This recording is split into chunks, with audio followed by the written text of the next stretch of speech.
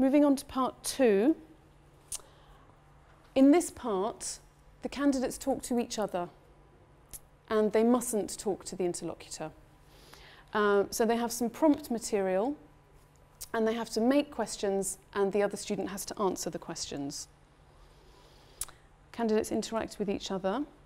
Questions will focus on factual information. So the first part is personal. It's about you. It's about what you like and what you don't like and what you do. This part is not personal. It's factual information. So it will be things like a shop, opening times of a shop, or a sports facility, what you can do there, and so on. Addresses, days, prices, and so on. And this part's a little bit shorter. It takes 3 to 4 minutes. Okay, can you have a look at your handout now? You turn it over, and you should be A's and B's together. And you've got some part 2 tasks. So what I would like you to do with that is just work through a few of those tasks with your partner and just tick the prompts where you think there's more than one way to make this question. So for example, if there's a question about price, the question could be, how much does it cost? What's the price? Possibly, is it expensive? Something like that. So if you think there's more than one way to make the question, just give it a little tick. The idea is you can see the kind of topics that they will be given. So we've got party, we've got shop, we've got football match, we've got a library, things which have prices, addresses, dates, times, etc. And as I said before, there isn't just one way to ask the question. There may well be more than one.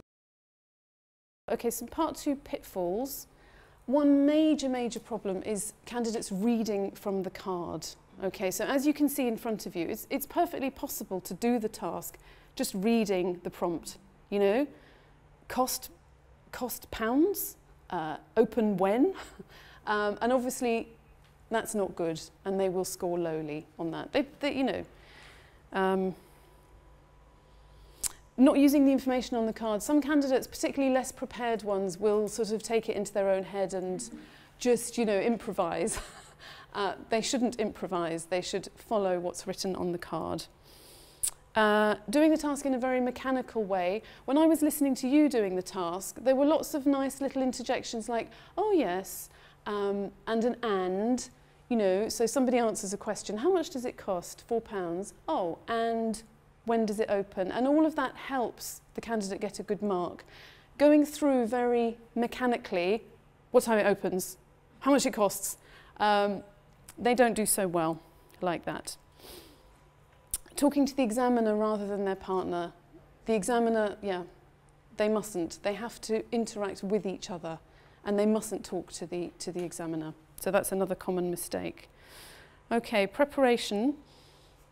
Obviously, lots of work on work questions is vital, really. As much opportunity as possible. Lots of games, lots of quizzes. Students love general knowledge quizzes. Probably you all do general knowledge quizzes with your students. It doesn't matter that the questions are sometimes in the past tense. It's all question formation. Another game that I used to do, you would put a student at the front of the class facing the rest of the class and put some questions on the board. So the student can't see, there's questions behind them, they can't see them. The other students give answers. Okay, so the other students, one student might say £6, and the student sitting in the hot seat has to go, how much does it cost? And try and come up with the questions. So it's quite a boring thing, but there are ways to make it fun and to do it often, little but often. As much information gap type work that you can do with them. Obviously, lots of work on how to say numbers, prices, dates and times. And remember, this is KET, so they probably will be British pounds. So they should know how to read, £12.20, those sort of prices. And yes, train students to listen to and respond to each other. That's very important.